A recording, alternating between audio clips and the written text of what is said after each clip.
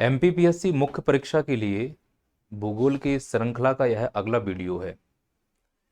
इससे पहले हम लोगों ने सिलेबस पर और भूगोल के प्रीवियस ईयर क्वेश्चंस पर अच्छे से चर्चा की और मेरा तो व्यक्तिगत ये मानना है कि यदि कोई छात्र सिलेबस को बहुत अच्छे से समझ लेता है और प्रीवियस ईयर क्वेश्चंस का बहुत अच्छे से विश्लेषण कर लेता है, फिर उसकी जो विषय में समझ बनती है वो सबसे अलग होती है। क्योंकि सिलेबस को समझने से आपको ये मालूम चल जाता है कि एक्चुअली एग्जाम की डिमांड क्या है। अब पेपर में प्रश्न तो बनते सबसे हैं और लिखकर भी सब आएंगे, पर सिलेक्शन उसी का होगा जिसने वो लिखा हो जो एग्जाम की डिमांड है। और एग्जाम की डिमांड कहाँ मिलती है? सिलेबस के अंदर छुपी बैठी है। तो उसको मूंगफली की तरह तोड़ना पड़ेगा सिलेबस को, फिर उसके शब्दों को समझना पड़ेगा, उसकी भावनाओं को फील करना पड़ेगा, तब आप अच्छा आंसर राइटिंग कर पाओगे। इसका प्रत्यक्ष उदाहरण देता हूं मैं आपको। एमपीपीएससी 2022 का जो अभी पेपर हुआ है उसमें फर्स्ट पेपर हिस्ट्री देखा, फेफड़े बाहर आ गए लोगों के, पर उसने काउंटर करने के लिए ज्योग्राफी बहुत सरल बना दिया। अब जो पेपर सरल होता है वो वास्तव में बहुत कठिन हो जाता है, क्योंकि सरल को लिखना कठिन काम है। अब पेपर अगर सरल है तो सभी छात्रों ने उसको अटेम्प्ट किया होगा और सब छात्र जब बाहर निकले होंगे उनको लग रहा होगा कि हम बहुत अच्छा लिख के आए हैं, पर एक्चुअली उन छात्रों में केवल वही बच्चा बहुत अच्छा लिख के आया होगा जिसने सिलेबस की डिमांड को फुलफिल किया होगा। मैंने एक एनालिसिस किया है कि 2022 मेंस के 3 मार्कर्स कैसे लिख सकते थे जिससे ज़्यादा से ज़्यादा नंबर आए, तो वहाँ से चीज़ें आपको समझ में आ जाएंगी। बस मैं यही चाह रहा हूँ कि आप जल्दबाजी ना करें। इसमें दिख जरूर रहा है कि पर्वत पढ़कर आओ, और उसमें लिखा भी है कि आल्प्स पर्वत किस महाद्वीप पर स्थित है। सीधा प्रश्न है, उत्तर भी लिख दोगे यूरोप तो नंबर आएंगे। अब चूंकि सभी लोग यूरोप लिख के आएंगे और पोस्ट तो उतनी ही है, अब तो क्या 20,000 लोगों को सिलेक्ट कर लिया जाएगा? तो जो एक्स्ट्रा लिखेगा, एक्स्ट्रा क्या लिखना है? जो सिलेबस में छिपा बैठा है। तो अगर ऊपर ऊपर से तुम सिलेबस पढ़ लोगे, सफलता नहीं मिलेगी। और 90% लोग सिलेबस और प्रीवियस ईयर क्वेश्चन को सीरियस ही नहीं लेते, जैसे आप अभी नहीं ले रहे हो। अब चूंकि क्लास तो शुरू हो गई, 2 मिनट से मैं बकवास कर रहा हूँ, syllabus previous year question, syllabus previous year question. और मैं भी बड़ा बेशरम हूँ कि मैं बार बार इन्हीं मुद्दों पे बात करता हूँ, क्योंकि मुझे मालूम है कि बिना सिलेबस और बिना प्रीवियस ईयर क्वेश्चन के आपका सिलेक्शन होगा ही नहीं, नहीं हो सकता। बस प्रवचन खत्म, है ना। अच्छा, एक चीज और बता दूं कि ये जो भूगोल मैंने शुरू किया है ये 30 लेक्चर में खत्म हो जाएगा। तो शुरू के 5 लेक्चर बहुत स्लो चलेंगे, और ये जो मैं कोर्स बना रहा हूँ एमपीपीएससी 2024 मेंस के बच्चों को ध्यान में रख के बना रहा हूँ। लेकिन जो बच्चे एमपीपीएससी 2023 का मेंस मार्च में देने वाले हैं उनके भी काम का है, क्योंकि इसको रिकॉर्ड होने में पूरे 30 दिन लगेंगे, यानी आज से 30 दिन में रिकॉर्ड हो जाएगा। पर शुरू के 5 लेक्चर आपको हो सकता है बोर करें, क्योंकि मैं बहुत स्लो बोलूंगा, इसी प्रकार की बकवास करूंगा। क्योंकि मेरी नज़र में वो बच्चे हैं जो 2024 दे रहे हैं, और 2023 वाले तो खलीफा हो चुके हैं, उन्हें तो टू द पॉइंट बात चाहिए। तो एक दो वीडियो के बाद आपको टू द पॉइंट बात मिलना शुरू हो जाएगी, और जहां भी आपको काम की चीज़ मिले आप देख लेना। अपन तो ऐसे ही पढ़ाएंगे। सिर्फ 2024 के बच्चों को टारगेट कर रहा हूँ, खुल के बोल रहा हूँ मैं अभी। क्लियर है? चलो, आज हम शुरू करने वाले हैं अपने सिलेबस में प्रमुख भौतिक लक्षण, और इसमें हम पढ़ेंगे पर्वत, पठार, मैदान, नदियाँ, झीलें और हिमनद। और टोटल इसमें मैं लूँगा 10 दिन, जिसमें शुरू के 5 दिन बहुत स्लो चलूँगा, लास्ट के 5 दिन हवा हवाई पढ़ाऊँगा, खोपड़ी के ऊपर से निकलेगा अगर बेस क्लियर नहीं है। पहला काम बेस बनाना है। चलो शुरुआत करते हैं।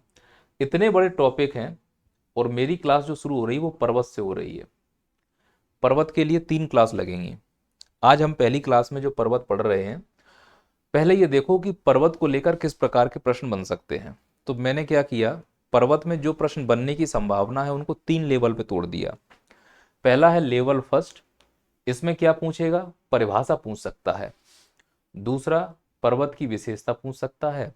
तीसरा, पर्वतों के महत्व पूछ सकता है। जैसे ऐसे ही पूछ देगा पर्वत किसे कहते हैं, तो आपको 3 पॉइंट लिख के आना है। पर्वतों की कोई 3 विशेषताएं लिखिए। या पर्वतों के कोई 3 महत्व लिखिए। ये वो चीज है जो हर बच्चा लिख सकता है, इसलिए मैंने इसको रख दिया है लेवल 1 के। अब लेवल 1 का भी प्रश्न पूछता तो है, एमपीपीएससी ने इसी बार पूछा एनडीएमए क्या है। अब आपदा प्रबंधन में अगर आप एमपीपीएससी में इतना हल्के स्तर का प्रश्न पूछोगे तो फिर मैं इसको लेवल 1 में ही शामिल करूंगा। तो कल को तुम यह पूछ सकते हो कि पर्वत क्या है, कल को ये भी पूछ सकते हो कि पर्वत की विशेषता क्या है, पर्वत के कोई 3 महत्व लिखो। तो दिमाग में स्टार्ट हो गया कि नोट्स में ये 3 चीज़ें तो होनी चाहिए। अच्छे से पर्वत के 3 पॉइंट मैं सिखाऊंगा, 3 विशेषताएं मैं सिखाऊंगा, 3 महत्व मैं सिखाऊंगा। लेवल 1 खत्म। फिर आते हैं लेवल 2 पर। लेवल 2 थोड़ा सा और टफ हो जाएगा।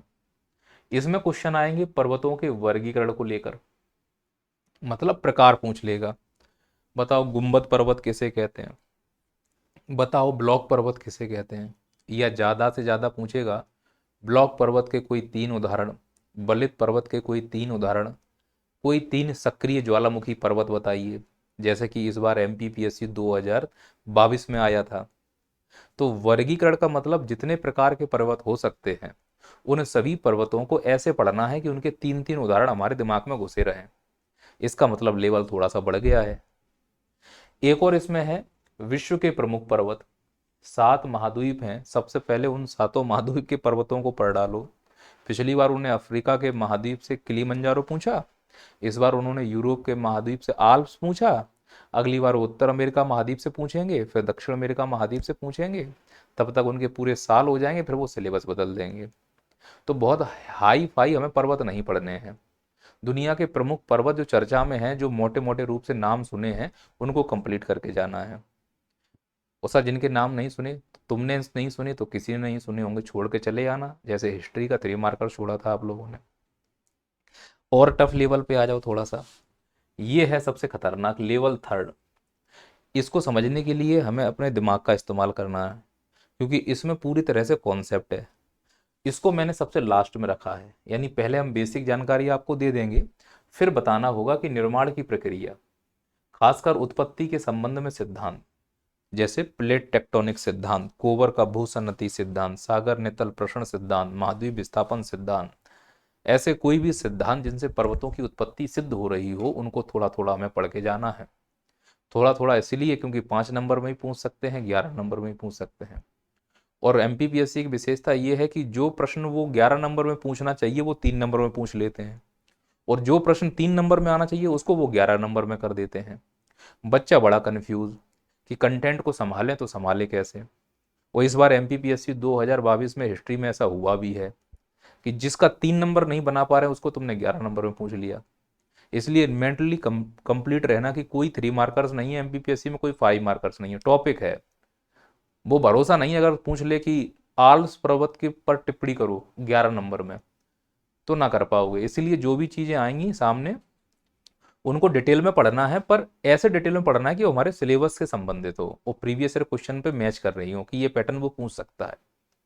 तो ये 3 पैटर्न है। सबसे पहले हम बेसिक लेवल पर बात करेंगे, पर उस बेसिक लेवल पर बात करने से पहले हमें ये समझना है कि हम यहाँ तक क्यों पहुंचे, पर्वत तक क्यों पहुंचे। तो हम पर्वत तक साहब इसलिए पहुंचे क्योंकि हमको सिलेबस में कहा गया है प्रमुख भौतिक लक्षण पढ़ने के लिए।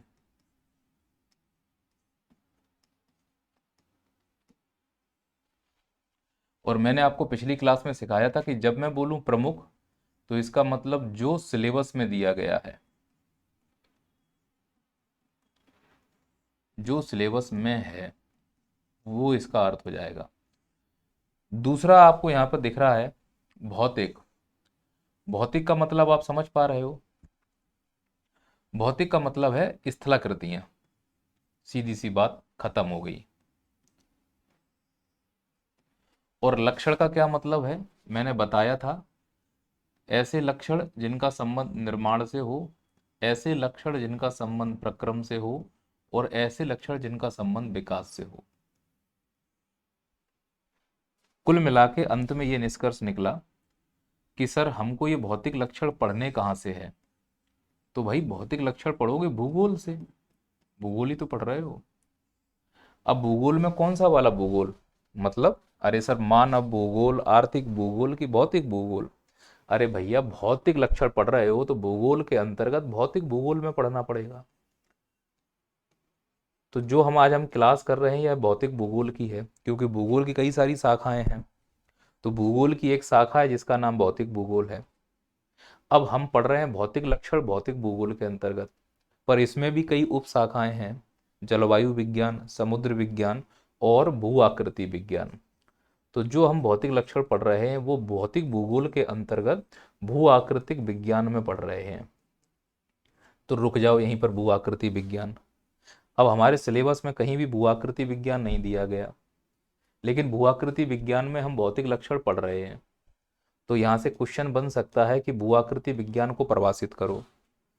तो इसके प्रश्न को तैयार करिए, और इसके उत्तर में हमने आपको बताया था पिछली क्लास में, स्टॉलर को या ब्लूम को या डाल्टन को, किसी को भी यहाँ पे शामिल कर सकते हैं, कि स्थलाकृतियों के क्रमबद्ध ज्ञान के अध्ययन को ही भौतिक विज्ञान कहा जाता है, जो भौतिक भूगोल की एक शाखा है। हमने सिखाया है आप लोगों को। तो फाइनली हमें ये समझ में आया कि हम भू आकृति विज्ञान पढ़ रहे हैं। भू आकृति विज्ञान में क्यों पढ़ रहे हैं? क्योंकि सिलेबस में भौतिक लक्षण दिया गया है। अब जो ये भू आकृति विज्ञान है, अगर इसको हम देखें इंग्लिश में तो जियोमॉर्फोलॉजी कहा जाता है। तो ये जो जियोमॉर्फोलॉजी है यह ग्रीक भाषा का शब्द है। ये सब शब्द आपको मेंस में काम आएंगे। कि सोचो अगर भू आकृति विज्ञान आपको लिखने के लिए बोला गया, कहीं 5 नंबर में आ गया तो क्या करोगे? तो शब्दों की कमी ना पड़े इसलिए ध्यान रखना कि यह ग्रीक भाषा से उत्पन्न हुआ है। जब हम इसका संधि विच्छेद करते हैं तो समझ में आता है। जियो का मतलब पृथ्वी, मॉर्फो का मतलब स्वरूप, और लॉजी का मतलब अध्ययन। तो पृथ्वी के ऊपर या पृथ्वी पर पाए जाने वाले सभी प्रकार के स्वरूपों का अध्ययन करना ही जियोमॉर्फोलॉजी कहलाता है। स्वरूप का मतलब क्या है? यहाँ पर स्वरूप का मतलब है स्थलाकृतियां।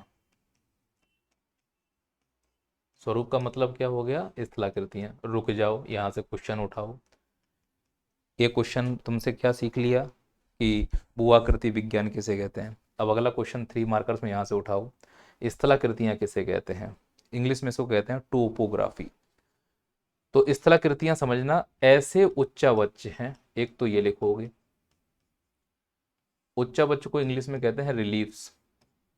तो स्थलाकृतियां ऐसे उच्चावच हैं जिनमें याद रखना खुद का परिमाण होता है मैग्नीट्यूड, खुद की ज्यामिति होती है जियोमेट्री, खुद का द्रव्यमान होता है मास, और खुद का आयतन होता है वॉल्यूम। उनको स्थलाकृतियां कहा जाता है। तो जो भी हम स्थलाकृति पढ़ेंगे, अगर सोच कर देखो 5 नंबर में आ जाए स्थलाकृति लिखने के लिए, तो कम से कम हमारे शब्द हों हमारे पास अगर, तो हम 3 मार्कर्स को 5 मार्कर्स में तोड़ मरोड़ के लिख तो पाएंगे। और मैं फिर से बोल रहा हूं कि यदि आपको एमपीपीएससी का मेंस पास करना है तो ये अनप्रिडिक्टेबल है एक प्रकार से आयोग। अनप्रिडिक्टेबल इसलिए है क्योंकि यह अपना पैटर्न कब चेंज कर दे इसको खुद मालूम नहीं रहता। तो अगर तुम किसी को सोच रहे हो कि ये वाला 3 मार्कर्स में ही होगा तो तुम पागल हो। अब एमपीपीएससी में अगर कोई तुमको 3 मार्कर्स का सामान दिख रहा है तो वो 5 मार्कर्स में भी तैयार रखो और 11 मार्कर्स में भी तैयार रखो। कैसे तैयार रख सकते हो? इसी प्रकार से कि हम पढ़ तो इसको 3 मार्कर्स के रूप में रहे हैं, पर हमने इसमें कुछ ऐसे शब्द ऐड कर लिए हैं कि अगर जरूरत पड़े तो हम इसको 5 मार्कर्स में भी तब्दील कर सकते हैं, क्योंकि हमारे पास शब्दावलियां हैं तो वाक्य बनाने में दिक्कत नहीं होगी। अब अगर 4 शब्दावलियां हैं तो 4 लाइन तो वाक्य बन ही जाएंगे ना, और ज्यादा ज्यादा 5-6 लाइन लिखनी होती हैं। कुल मिला के हम फैकोलॉजी कर लेंगे जब स्थितियां हमारे कंट्रोल में नहीं रहेंगी तब। समझ पा रहे हो? तो जैसे ही हम यहाँ पे रुके तो पहला क्वेश्चन क्या पूछा गया हमसे कि स्थलाकृतियां क्या है या स्थलाकृतियां किसे कहते हैं। इसका जवाब हम अच्छे से दे पाएंगे। हो सकता है यहां से दूसरा प्रश्न पूछा जाए कि स्थलाकृतियां कितने प्रकार की होती हैं, या मैं कहूं स्थलाकृतियों की श्रेणियां बताइए, कितने प्रकार की श्रेणियों में स्थलाकृतियों को बांटा गया है, यानी स्थलाकृतियों के श्रेणियों के प्रकार बताइए। अब स्थलाकृति का मतलब तो समझ में आ गया कि जिसका खुद का परिमाण हो, आयतन हो, द्रव्यमान हो, ज्यामिति हो, वो सब स्थलाकृतियों में आ जाएगा। तो जब हमसे पूछा गया कि उच्चावच स्थलाकृतियों की श्रेणियां बताइए, तो उच्चावच श्रेणियां बताओ, तो ये 3 प्रकार की होती हैं उच्चावच श्रेणियां। पहला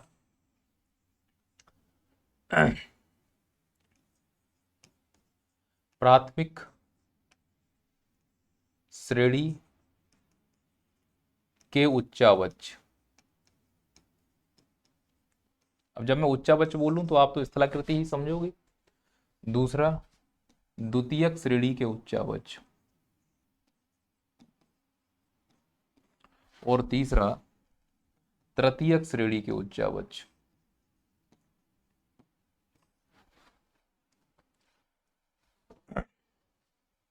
अभी तक आपने 2 प्रश्न ढूंढे। पहला भू-आकृति विज्ञान किसे कहते हैं, बना लोगे आप।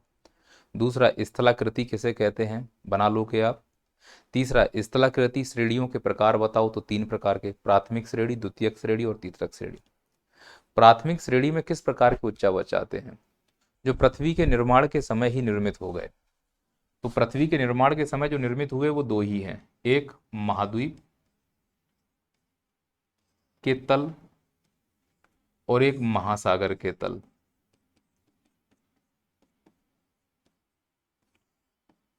एमपीपीएससी में अगर पूछे कि प्राथमिक श्रेणी के उच्चावच में किन को शामिल किया जाता है, तो आप बोलेंगे महाद्वीपीय तलों को और महासागरीय तलों को। फिर समय बीता, फिर आते हैं द्वितीयक श्रेणी के उच्चावच। द्वितीयक श्रेणी के उच्चावच ऐसे उच्चावच होते हैं जो महाद्वीप और महासागरों पर निर्मित होते हैं, पर निर्माण के लिए जिस बल का प्रयोग होता है वो होता है अंतर्जात बल।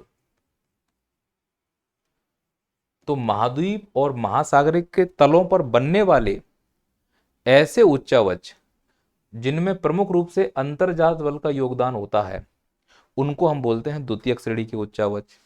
और इसमें अगर एग्जाम्पल पूछा जाएगा तो पर्वत, पठार और मैदान। अब इससे आप लोग निष्कर्ष क्या निकालोगे वो समझना। ये जो सिलेबस लिखा है ना बेटा, सपोज करो कि अगर प्रश्न पूछ दिया जाए कि आल्प्स किसे कहते हैं, यानी आल्पस पर्वत किसे कहते हैं, समझना, या आल्पस पर्वत और प्रश्नवाचक चिन्ह खत्म हो गया। अब तुम्हें कुछ याद नहीं आ रहा है, कुछ भी याद नहीं आ रहा है कि साला कहां पे है, नहीं याद आ रहा है मुझे, तो तुम्हें इतनी बात समझ में आएगी कि मास्टर ने एक कॉन्सेप्ट बताया था कि जो पर्वत है वो स्थलाकृति है। समझ पा रहे हो मेरी बात को। और यह पर्वत स्थलाकृति है, और वो भी कौन सी, तो आप ऐसे लिखेंगे द्वितीयक, पहला पॉइंट लिख रहे हैं, श्रेणी के उच्चावच हैं। मतलब आल्पस श्रेणी, आल्पस पर्वत क्या है, द्वितीयक श्रेणी का उच्चावच है। ऐसी पठार लिख के आ जाए, मान लो मालवा में लिखना है तो एक लाइन तो आप ये जरूर लिख के आना कि द्वितीयक श्रेणी का उच्चावच है। मैदान आ जाए तो द्वितीयक श्रेणी का उच्चावच है।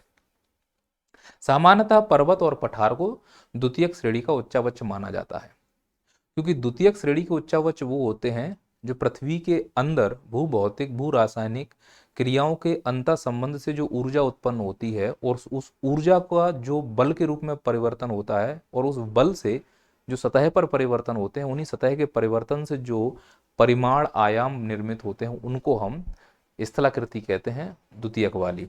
ज़्यादा परेशान नहीं होना है। अब मैं यहाँ पर स्पष्ट कर दूं कि ऐसा नहीं है कि द्वितीयक श्रेणी के उच्चावच में केवल अंतर्जात बल का ही योगदान है, नहीं, इसमें बहिर्जात बल का भी योगदान है, क्योंकि अकेला अंतर्जात बल काम करेगा ही नहीं। कैसे, मैं इस चीज को समझाता हूं। अगर जैसे मान लो कि पर्वत एक स्थलाकृति है, समझना, पर्वत क्या है, एक स्थलाकृति है। अब अगर मुझे स्थलाकृति की परिभाषा लिखनी है तो समझना, ऐसे उच्चावच जो बहिर्जात बल, बहिर्जात बल एवं अंतर्जात बल के आनुपातिक दर के प्रतिफल का परिणाम होते हैं। अंतर्जात बल और बहिर्जात बल के आनुपातिक दर के प्रतिफल का या प्रक्रिया का परिणाम होता है, प्रतिफल होता है। प्रक्रिया कर लो यहाँ पे। सर हम नहीं समझे। अरे बड़ा आसान है यार। मानो कि ये पृथ्वी है, तुम यहां खड़े हो अपने बाबू के साथ, और यहां पर एक हैंडपंप लगा हुआ है।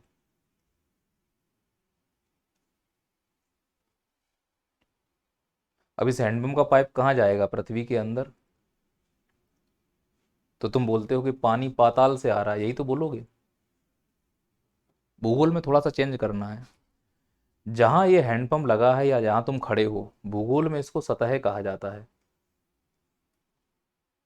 और जहां ये पाइप गया है हैंडपंप का, इसको कहते हैं केंद्र।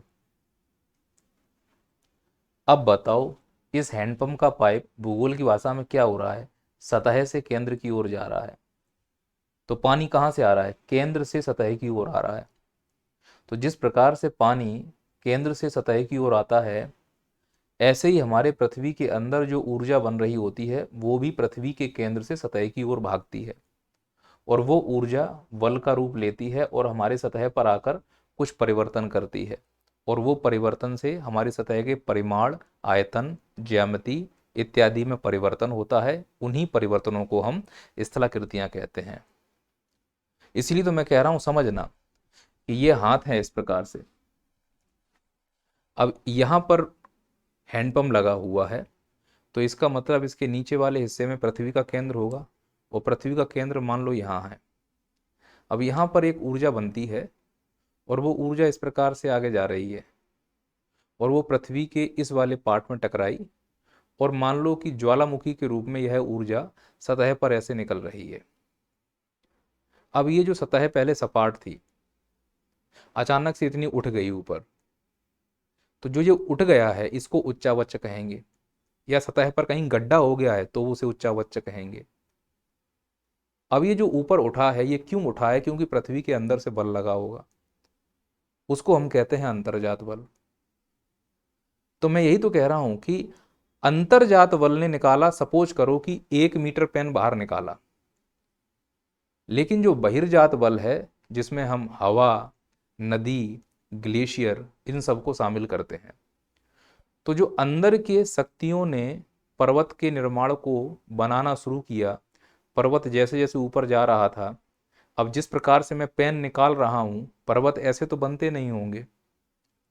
पर्वत के निर्माण की प्रक्रिया तो बहुत स्लो होती है। करोड़ों साल में पर्वत इंच इंच ऊपर जाते हैं।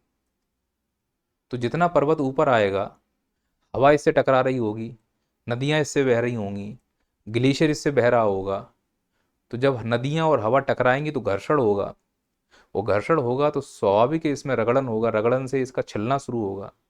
वो जब यह छिलेगा तो इसकी हाइट कम होगी कि ज़्यादा होगी? कम होने लगेगी।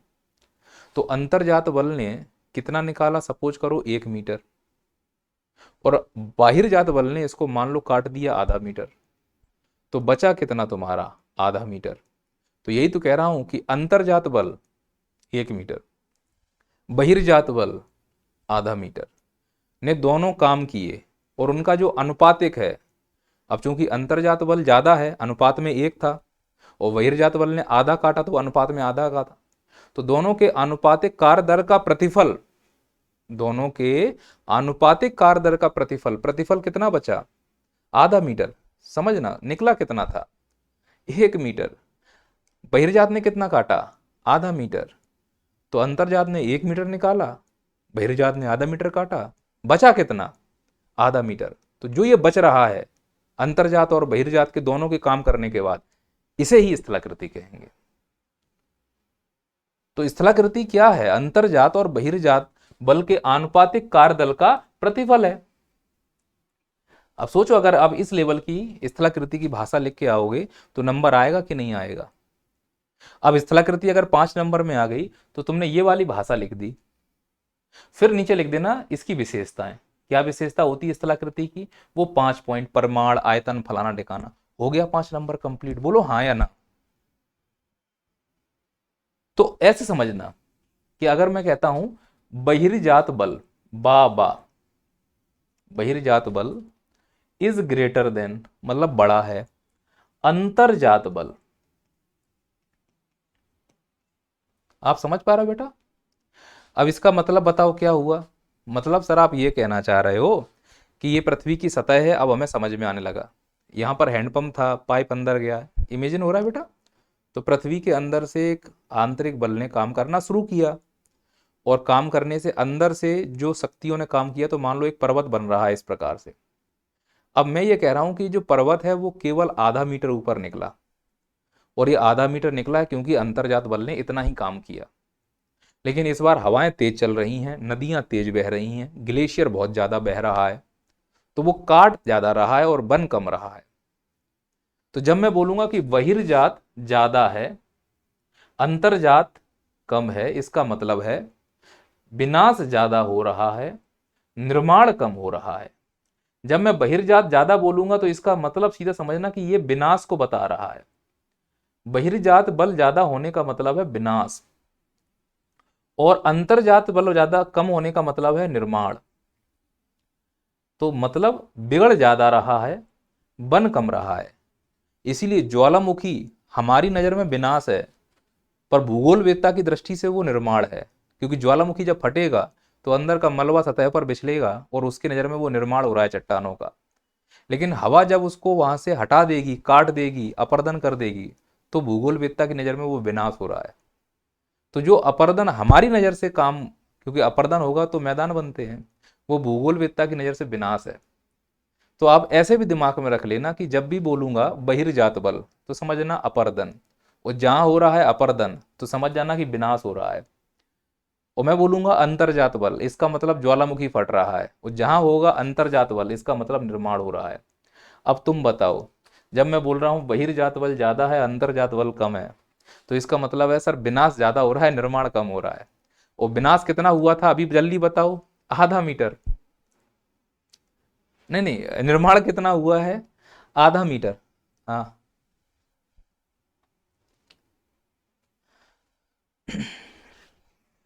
हम्म, आ जाओ, चढ़े जाओ मेरे ऊपर। तुम एक काम करो, सब लोग निकल जाओ ना।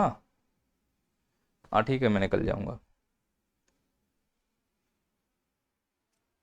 घर से फोन आ रहा है। ठीक है ठीक है। हाँ मैं बंद कर दूंगा। क्या कह रहा था मैं? सतह है, सतह है ये। तो मान लो कि निर्माण कितना हुआ? आधा मीटर। पर निर्माण तो कम है इस वाले कॉन्सेप्ट में, और विनाश ज्यादा है। तो विनाश हो रहा है 1 मीटर, तो पहले आधा मीटर कटेगा, अब जगह समतल हो गई। अब आधा मीटर और कटेगा तो गड्ढा होगा ना। यानी समझना, ये समतल, फिर ऊंचा, फिर समतल, फिर नीचा, फिर समतल। तो ये वाला है तुम्हारा कंडीशन 1, ये कंडीशन 2, ये कंडीशन 3, ये कंडीशन 4। अब यहां क्या कह रहा है कि देखो मैदान एकदम समतल है, इसका मतलब है कि जो अंतर्जात बल है वो बराबर है बहिर्जात बल के। यानी एक ही मीटर ऊपर आया, एक ही मीटर कट गया तो सपाट हो गया। तो जब भी तुम्हें कहीं सपाट मैदान दिखाई दे, तो इसका मतलब अंतर्जात बल इज इक्वल टू बहिर्जात बल। आई बात समझ में? अब ये वाला पॉइंट देखो दूसरा, यहां पे जो समतल जमीन थी वो ऊपर की ओर उठ गई है, इसका मतलब है अंतर्जात बल इज ग्रेटर देन बहिर्जात बल। यानी कि निकला है 1 मीटर, या मैं ऐसे कह दूं कि निकला है 10 मीटर और कटा है 5 मीटर। यहां पे क्या होगा? निकला भी था 10 मीटर और कट भी गया 10 मीटर, तो जीरो वैल्यू। ये तीसरा फिर से देखो, फिर सपाट हो गया। इसका मतलब फिर कंडीशन क्या हो गई? अंतर्जात बल इज इक्वल टू बहिर्जात बल। और फिर ये वाला पॉइंट देखो, इसमें है अंतर्जात बल बहुत कम है बहिर्जात बल के। यानी अंतर्जात बल से निकला 5 मीटर था लेकिन कट गया 10 मीटर, तो यहां गड्ढा बन गया। इसी गड्ढे को बेसिन कहा जाता है और इसको हम पर्वत कहते हैं। तो मैं ये बोल सकता हूं पर्वत हो, मैदान हो, बेसिन हो, पठार हो, ये सब के सब अंतर्जात बल और बहिर्जात बल के आनुपातिक कार्यदल का प्रतिफल होते हैं। उन्हीं को स्थलाकृतियां कहते हैं। बेसिन क्या है? स्थलाकृति। पर्वत क्या है? स्थलाकृति। मैदान क्या है? स्थलाकृति। पठार क्या है? स्थलाकृति। स्थलाकृति समझ में आ गई तो फिर हम आगे इस पर बात करना चाहेंगे। डन हो गई बात यहां तक? चलो तो हम मुद्दे पर आते हैं। तो द्वितीयक श्रेणी बताओ क्या है? तो द्वितीयक श्रेणी का मतलब ऐसी स्थलाकृतियां जो अंतर्जात बल के प्रभाव से बनती हो, पर इसके साथ साथ बहिर्जात बल का इंपैक्ट होगा कि नहीं होगा? होगा भैया। हवा कहां ले जाओगे तुम? मतलब तुम ये कहना चाह रहे हो कि जब पृथ्वी पर पर्वत बन रहे थे तब हवा नहीं थी। बात तो सही है, वायुमंडल नहीं था। तृतीयक में आ जाओ, तृतीयक में आ जाओ। जब हम तृतीयक की तरफ आएंगे तो इसमें क्या है प्रमुख रूप से कि ऐसी स्थलाकृतियां जो बहिर्जात बल के कारण बन रही हों। बहिर्जात बल का मतलब है अपरदन से बन रही हो। अपरदन को इंग्लिश में कहते हैं वेदरिंग, इरोजन। अपक्षय से बन रही हो, अपक्षय को इंग्लिश में कहते हैं वेदरिंग। अपक्षय और अपरदन से अगर कोई स्थलाकृतियां बनती हैं तो उन्हें बहिर्जात स्थलाकृतियां कहा जाता है। अब ये जो स्थलाकृतियां हैं ये निक्षेपण से बन सकती हैं, है ना। निक्षेपण और अपरदन से बनने वाली सभी स्थलाकृतियों को इस प्रकार से हम शामिल करते हैं। एग्जाम्पल के लिए लॉयस के मैदान, एग्जाम्पल के लिए क्या हो जाएगा? लॉयस के मैदान। तो ये इस प्रकार से हमसे पूछा जाएगा प्राथमिक श्रेणी, द्वितीयक श्रेणी, तृतीयक श्रेणी। इसका पीडीएफ आपको लिंक मिल जाएगा उस पे जाके टेलीग्राम पे, पर अभी नहीं मिलेगा। जितनी भी पीडीएफ हैं वो 15 दिन के बाद मिलेंगी, क्योंकि मेंस चल रहा है तो सभी जो स्टाफ है वो छुट्टी पे है मेरा, इसीलिए लिख लिख के पढ़ा रहा हूँ। और वैसे भी पूरा मेंस ऐसे ही लिख लिख के पढ़ाऊंगा ना। अरे बोलो रे, समझ में आया कि नहीं आया? आया, आगे बढ़ो। अगर समझ में आ गया तो फिर आगे बात चलने दो। हमने क्या सीख लिया? हमने यह सीख लिया है कि जो स्थलाकृतियां हैं वो 3 प्रकार की होती हैं। वो उसमें सबसे प्रमुख होती है प्राथमिक स्थलाकृति। प्राथमिक स्थलाकृति में एक प्रकार से समझो कि पृथ्वी एकदम कैसी है? सपाट है। पृथ्वी कैसी है? सपाट है। अब इसी सपाट पृथ्वी में, जो कि ऐसी थी, कोई बल लग जाए तो वो ऊबड़ खाबड़ हो जाएगी। और जब यह ऊबड़ खाबड़ हो जाएगी तो यह द्वितीय क्रम का श्रेणी हो जाएगा। समझ पा रहे हो? या फिर इसमें अपर्दन हो जाए तो तृतीय क्रम का श्रेणी हो जाएगा। यानी कि द्वितीय और तृतीय क्रम का जो उच्चावच है वो प्राथमिक स्थलाकृतियों के ऊपर ही बनेगा। फिर वो चाहे महाद्वीप पे बने और चाहे महासागर पर बने। क्लियर है? चाहे महाद्वीप पर बने चाहे महासागर पर बने। अब प्रश्न तो तुम्हारे दिमाग में यही आ रहा है कि आखिरकार ऐसा क्या हुआ कि प्राथमिक स्थलाकृतियां जो कि इमेजिन करो कि एकदम सपाट थी, अचानक से उनमें द्वितीयक और तृतीयक क्रम की स्थलाकृतियां आने लगी। तो तुम कहोगे क्योंकि ये जो हमारा प्राथमिक उच्चावच था वो अब सपाट नहीं रहा, उसमें परिवर्तन होने लगा। अच्छा, परिवर्तन कैसे हो रहा होगा? सपाट था, अब उसमें परिमाण आने लगा, अब उसमें ज्यामिति आने लगी, अब उसका आयतन आने लगा, अब उसका द्रव्यमान बढ़ने लगा। तो ये जो परिवर्तन हो रहे हैं यह क्यों हो रहे हैं? क्योंकि पृथ्वी की जो सतह है अब उसमें संचलन हो रहा है। ये संचलन क्यों हो रहा है? क्योंकि संचलन के लिए कोई ना कोई बल काम कर रहा है। और ये बल कहां से आ रहा है? तब आप सीखोगे कि ये जो बल है यह पृथ्वी के अंदर से भी आ रहा है और यह पृथ्वी के बाहर से भी आ रहा है। तो कुल मिला के जो द्वितीयक और तृतीयक क्रम की स्थलाकृतियां हैं यह इसलिए बन रही हैं क्योंकि पृथ्वी की सपाट सतह पर परिवर्तन हुआ, अर्थात उसमें संचलन हो रहा है, अर्थात उसमें कोई ना कोई बल लग रहा है। तो हमको अब यह सीखना पड़ेगा कि यह बल कहां से आ रहा है, अंदर से आ रहा है या बाहर से आ रहा है। अगर पृथ्वी के अंदर से बल आएगा तो अंतर्जात बल, और पृथ्वी के बाहर से आएगा तो बहिर्जात बल। अब अंतर्जात बल किसे कहते हैं? क्वेश्चन हो गया। बहिर्जात बल किसे कहते हैं? क्वेश्चन हो गया। अंतर्जात बल से कौन कौन सी स्थलाकृतियां बनेंगी, क्वेश्चन हो गया। बहिर्जात बल से कौन कौन सी स्थलाकृतियां बनेंगी, क्वेश्चन हो गया। तो अब हम बात करते हैं बल को लेकर। बाकी आपने भूगर्भ शास्त्र मुझसे पढ़ा होगा, तो बल के लिए पूरी कहानी मैंने समझाई है। अब मैं उतना अंदर नहीं जाऊंगा। जिन्होंने भूगर्भ शास्त्र नहीं पढ़ा है, एप्लीकेशन पर रिकॉर्डेड अवेलेबल है, वहां जाकर आप पढ़ सकते हो। ठीक ठाक पढ़ा दिया है मैंने। अब मुद्दा फिर से वही है कि मुझे बताओ कि पृथ्वी की सतह पर जो स्थलाकृतियां हैं, चाहे वो प्राथमिक हो, द्वितीयक हो या तृतीयक हो, जब हम स्थलाकृतियां बोलेंगे तो दिमाग में रखना पर्वत, पठार, मैदान, खत्म बात। तो जो हम सिलेबस में पढ़ रहे हैं पर्वत, पठार, ये सब हमारे लिए क्या हो गई अब, स्थलाकृतियां। दिमाग नहीं लगाना है ज्यादा। तो मेरा प्रश्न ये है कि जो स्थलाकृतियां सिलेबस में हमको पढ़ने के लिए कहा जा रहा है, यह क्यों बन रही हैं? तो तुमने कहा यह इसलिए बन रही है क्योंकि इसके पीछे कोई ना कोई बल काम कर रहा है। अब ये जो बल है वो दो प्रकार का हो सकता है। एक आंतरिक बल,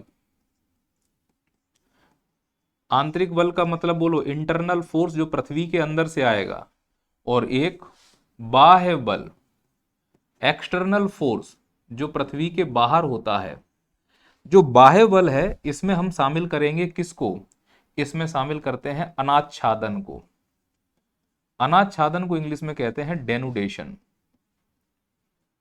नोट करो प्रश्न, डेनुडेशन किसे कहते हैं? तो आप बोलना कि बहिर्जात बल के अंतर्गत एक ऐसी संयुक्त प्रक्रिया जिसमें अपर्दन, अपक्षय और बृहद क्षरण शामिल होता हो, बृहद क्षरण शामिल होता हो, उसको अनाच्छादन कहा जाता है। और अनाच्छादन से तृतीयक श्रेणी की स्थलाकृतियां बनती हैं। तो भाई साहब प्रश्न भी मिल गया तुमको, उत्तर भी मिल गया। अपर्दन को इंग्लिश में इरोजन कहा जाता है, इसको इंग्लिश में वेदरिंग कहते हैं, और इसको कहते हैं मास वेदरिंग, बृहद क्षरण को। तो बाह्य बल यानी अनाच्छादन के लिए हम अलग से क्लास करेंगे, यानी पहले हमारा जो फोकस होगा वो आंतरिक बल पर होगा, इसीलिए इसको थोड़ा सा पोस्टपोन कर रहे हैं। क्लियर है? तो आज जो हम पर्वत पढ़ने वाले हैं उसमें बाह्य बल को हम पढ़ेंगे जब हमें जरूरत पड़ेगी। आप बस इतना समझना, मैं बाह्य बल बोलूंगा, तुम अपर्दन समझ लेना। एक्चुअली क्या है, जब कोई पर्वत बनता है और वो कटना शुरू होता है तो हम उसको अपर्दन कहते हैं। जैसे कि अरावली बना, अंतर्जात बल, अब क्या है कि उसमें अपर्दन ज्यादा हो रहा है, निर्माण नहीं हो रहा है, तो इसका मतलब अपर्दन इज ग्रेटर देन निर्माण, तो वो उसकी हाइट कम होती जा रही। तो ऐसे पर्वतों को जिसमें अपर्दन ज्यादा हो, अंतर्जात बल कम हो, उन्हें अवशिष्ट पर्वत कहा जाता है। जब हम आगे आएंगे तब इस शब्द को उठाएंगे। फिलहाल थोड़ी देर के लिए इसको पोस्टपोन कर सकते हैं, कोई दिक्कत नहीं है, क्योंकि हमारी क्लास पर्वतों की है। और पर्वत बाह्य बल से नहीं बनते, बिगड़ते जरूर हैं, बनते नहीं है। पर्वत निर्माण के लिए आंतरिक बल का इस्तेमाल करना पड़ेगा। अब जो आंतरिक बल है यह दो प्रकार का होता है। कितने प्रकार का? दो प्रकार का। किस आधार पर? गति के आधार पर। गति के आधार पर आंतरिक बल के दो भाग हो गए। कौन कौन से? वो देखो, पहला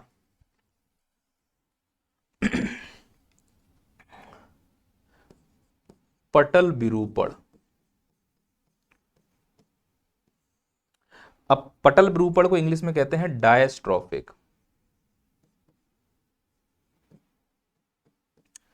पटल विरूपण ऐसा अंतर्जात बल है, ध्यान रखना, जो महसूस नहीं होता।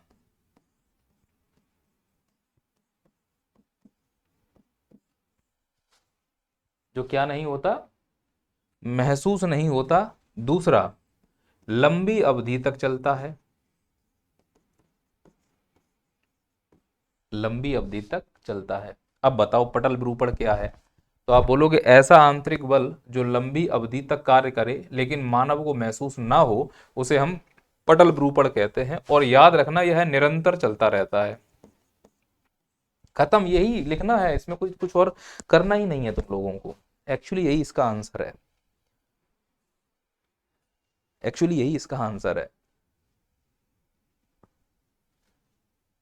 अच्छा, दूसरा क्या है? दूसरा है आकस्मिक।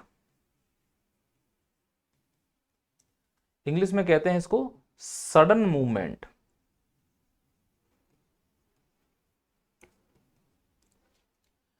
तो जो पटल विरूपण है यह निरंतर चलता रहता है, कभी महसूस नहीं होता। लेकिन जो ये आकस्मिक है, जो कि अंतर्जात बल है, वो गति के आधार पर है। एक याद रखना है, जो पटल विरूपण है यह मंद गति से होगा, महसूस नहीं हो रहा है ना, तो किस गति से होगा? मंद गति से। मतलब इसके चलने से पृथ्वी हिलती है। पटल विरूपण जो पृथ्वी के अंदर काम कर रहा है, जब वो काम करता है तो पृथ्वी में कंपन होता है, पर हमें महसूस नहीं होता, क्योंकि बहुत मंद गति से हो रहा है, महसूस ही नहीं हो सकता। लेकिन गति के आधार पर जो दूसरा पॉइंट है वो है आकस्मिक। आकस्मिक का मतलब है तीव्र, अचानक और महसूस किया जा सकता है। जैसे भूकंप, यह अंतर्जात बल का सबसे अच्छा उदाहरण है, पर महसूस हो सकता है। ज्वालामुखी, सुनामी, अब देखो ध्यान से अपने सिलेबस में जाके कि भूकंप, ज्वालामुखी, सुनामी हमारे सिलेबस में भी दिया गया है। ये रहा यहां पर देखो, भूकंप, ज्वालामुखी, सुनामी, ये सब हमको पढ़ने हैं, और इन सब का संबंध लगभग पृथ्वी के आंतरिक भागों से ही है, लगभग पृथ्वी के आंतरिक भागों से ही है। क्या मैं ये बात समझा पाया हूं आपको? अब पटल विरूपण को 3 नंबर में लिखने के लिए बोला जाए, आ सकता है। आकस्मिक संचलन को 3 नंबर में लिखने के लिए बोला जाए, आ सकता है। आंतरिक बल आ सकता है, बाह्य बल आ सकता है।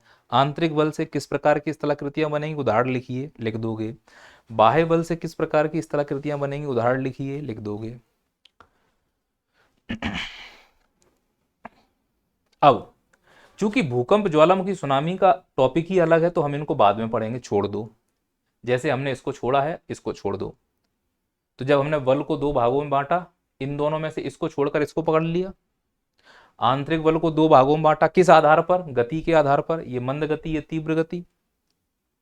ये महसूस नहीं हो सकता है, महसूस हो सकता है। अब जो ये मंद गति है, हम इसको पकड़ेंगे और इसको छोड़ देंगे, ठीक वैसे ही। अब आ जाते हैं हम लोग पटल विरूपण पर। किस पर आ जाएंगे हम लोग? पटल विरूपण पर।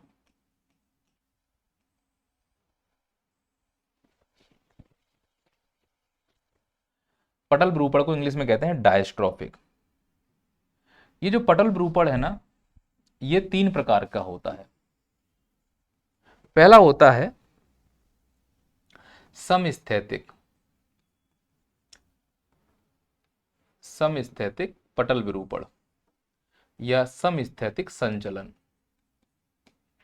इंग्लिश में क्या कहते हैं? Isostatic, isostatic.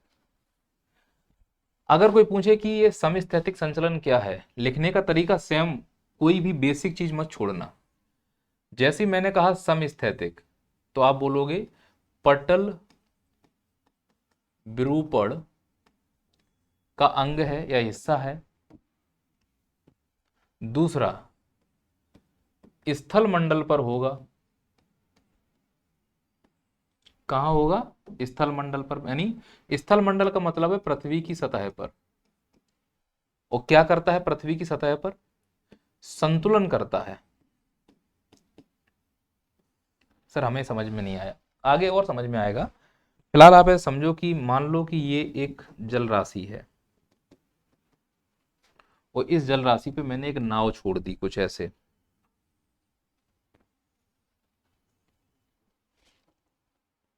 अब इस नाव में तुम्हारा बाबू यहां बैठा है और तुम यहां बैठे हो, और तुम दोनों का नैन मटक्का हो रहा है। तो तुम्हारा जो ग्रेविटेशनल फोर्स है वो यहां पर होगा, नाव संतुलित होगी। अचानक बाबू ने तुम्हें घायल कर दिया आंखों से, और तुम धड़ाल से नीचे गिर गए। तो क्या होगा? यहां वेट खत्म हो गया, यहां पे वेट बढ़ेगा, नाव नीचे की ओर जाएगी। तो नाव नीचे की ओर जाएगी तो पानी भी नीचे की ओर भागेगा, और ये पानी इधर से इधर आएगा और यहाँ से ऊपर की ओर ऐसे आएगा और ये वाला नाव का हिस्सा ऊपर उठ जाएगा। बोलो हाँ या ना। जो नाव ऐसी थी वो ऐसी होगी, फिर ऐसे होगी, फिर ऐसे होगी, फिर ऐसे होगी, और फिर एक समय ऐसा है कि नाव फिर अपने आप को क्या कर लेगी, संतुलित कर लेगी। और जब नाव अपने आप को संतुलित कर ले तो ऐसी कंडीशन को समस्थितिकी कहा जाता है। इसी कंडीशन को क्या कहा जाएगा, समस्थितिकी। अब इसको कहाँ पे यूज करके दिखाता हूं मैं आपको। मान लो ये एक पर्वत है। अच्छा, इसकी परिभाषा क्या है ये सब अपन को प्रिंटेड नोट से मिल जाएगी। पॉइंट ध्यान रखना कि संतुलन करने का काम करेगा। अब ये परिभाषा ऐसा समझना ये है, अब ये पर्वत यहाँ पर कुछ हवाओं के द्वारा, नदियों के द्वारा कटा और इसका बहुत सा हिस्सा यहाँ से ट्रांसफर हुआ और यहाँ पहुंच गया। पॉसिबल है नदियों के द्वारा पहुंच जाए। तो यहां से ये जो पर्वत है वो इतना कट गया और इतना ही मलबा यहाँ ट्रांसफर हो गया। तो तुम मुझे बताओ अब इसके द्वारा नीचे बल लगेगा कि नहीं लगेगा, लगेगा। और ये वाला हिस्सा ऊपर उठेगा कि नहीं उठेगा, उठेगा। तो पृथ्वी अपने आप को संतुलित करेगी कि नहीं करेगी, करेगी। तो भूकंप आएगा कि नहीं आएगा, आएगा। तो जब भूकंप पृथ्वी में कब आते हैं, जब पृथ्वी अपनी समस्थितिकी की कंडीशन में होती है, वो अपने आप को संतुलन करना चाहती है। अरे गांव में भैंस देखी होगी रे तुम लोगों ने, तालाब में जब जाके भैंस लौट जाती है, पूरे शरीर में मट्टी लगा के आती है और फिर जो बाहर निकलती है, फिर भैंस जब ऐसे ऐसे करती है तो वो अपने आप को संतुलन ही तो कर रही है, पूरी मिट्टी को हटा रही है। जहां जहां उसको लगता है ज्यादा मिट्टी है वहां हट जाए। तो ये है जब पृथ्वी भी अपने आप को एडजस्ट करती है। भूकंप आने का मतलब पृथ्वी अपने आप को समस्थितिकी संतुलन में लाने की कोशिश कर रही, खत्म बात। अब तुम बोलोगे सर आपने तो कहा था कि पटल विरूपण तो महसूस नहीं होता, आप भूकंप की बात कर रहे हो। अरे जब संतुलन हो रहा होगा तब महसूस नहीं होगा, पर संतुलन की जो अंतिम पराकाष्ठा है वो अचानक होगी तो वो आकस्मिक में आ गया ना। और ठीक इसी प्रकार से जब पृथ्वी की सतह के ऊपर, जैसे पॉइंट को क्लियर समझें सभी लोग, ये वाला पानी भरा हुआ है यहाँ पे, ये जो समुद्र होते हैं ना, इन समुद्र के अंदर भी पर्वत और पठार होते हैं, ठीक वैसे ही जैसे पृथ्वी की सतह पर होते हैं। तो जब पृथ्वी की सतह पर पर्वतों का या पठारों का मलबा एक स्थान से दूसरे स्थान पर जाए और पृथ्वी की सतह का जो स्थल मंडल है वो अगर संतुलित हो तो समस्थितिकी। ठीक इसी प्रकार से पानी के अंदर अगर संतुलन हो रहा हो तो उसको क्या कहते हैं, सेम प्रक्रिया अगर जमीन पर हो तो समस्थितिकी संतुलन की प्रक्रिया को समस्थितिकी कहते हैं, और पानी के अंदर हो तो सुस्थितिकी। तो सुस्थितिकी संचलन का मतलब बताओ।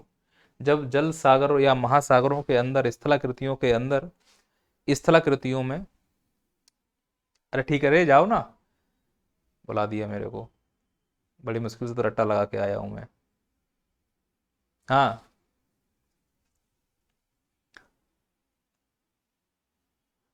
क्या, कि जब सुस्थितिकी संचलन में महासागरों के अंदर जो स्थलाकृतियां हैं, उच्चावच हैं, उनमें संतुलन हो तो सुस्थितिकी, महाद्वीप की स्थलाकृतियों में संतुलन हो तो समस्थितिकी। ये दोनों किसका हिस्सा है, पटल विरूपण का।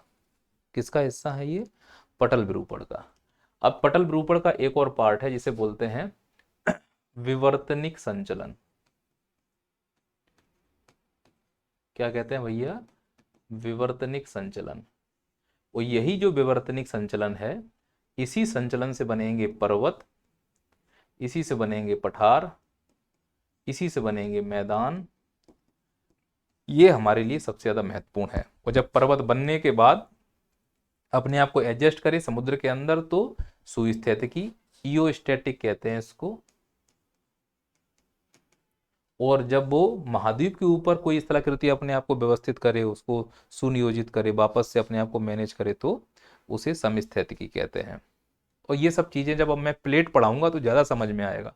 अब मैं कैसे बताऊं कि दो प्लेट टकराती है, एक प्लेट अंदर जाती है, बिरलन होता है, वो टूटती है, फिर वो मैग्मा बदल कर जब वो ज्वालामुखी के रूप में ऊपर आता है तो जितना टूटा उतना ही बन गया, इसे ही समस्थितिकी कहते हैं। अब ये बात तो ऊपर से जाएगी पर उसके लिए प्लेट टेक्टोनिक का समझना जरूरी है दादा। तो पटल विरूपण डायस्ट्रॉफिक में एक आइसोस्टैटिक, ये इयोस्टैटिक, एक विवर्तनिक। विवर्तनिक का मतलब टेक्टोनिक मूवमेंट। इसी से बनेगा प्लेट टेक्टोनिक। समझ में आ रहा है? अब पटल विरूपण के अंदर हम कहां पर आ गए? विवर्तनिक में। तो अब हम पढ़ रहे हैं विवर्तनिक संचलन। विवर्तनिक संचलन, टेक्टोनिक मूवमेंट। इतना डिले दिखा रहा है ये ना, लिखते समय कैसा लग रहा है, एकदम लेट लेट से चल रहा है। विवर्तनिक जो संचलन है यह दिशा के आधार पर दो प्रकार का होगा। दिशा के आधार पर, दिशा कौन सी होती है साहब? एक दिशा होती है ऊर्ध्वाधर और एक दिशा होती है क्षैतिज। ऊर्ध्वाधर और क्षैतिज। ऊर्ध्वाधर का मतलब, जब पटल विरूपण में कोई बल ऊर्ध्वाधर लगे, ऊर्ध्वाधर संचलन हो, तब उसे कहते हैं महादेश जनक संचलन। महादेश जनक संचलन का मतलब बल कैसा लग रहा है? ऊर्ध्वाधर, या तो नीचे से ऊपर की ओर या फिर ऊपर से नीचे की ओर। इंग्लिश में इसको कहते हैं एपिरोजेनिक, एपिरोजेनिक मूवमेंट। और क्षैतिज का मतलब होता है जब बल लगता हो, या तो इस प्रकार से बल लग रहा हो या फिर एक दूसरे के विपरीत बल लग रहा हो। तो अगर बल एक दूसरे की दिशा में लगता है तो उसको कहते हैं क्षैतिज में, या बल एक दूसरे के विपरीत हो या समानांतर हो तो इसे कहते हैं पर्वत निर्माणकारी संचलन। पर्वत निर्माणकारी संचलन, इंग्लिश में कहें तो ओरोजेनिक। और पूरी कहानी तो यहीं पर टिकी हुई है। हम पढ़ने वाले क्या, जल्दी बोलो।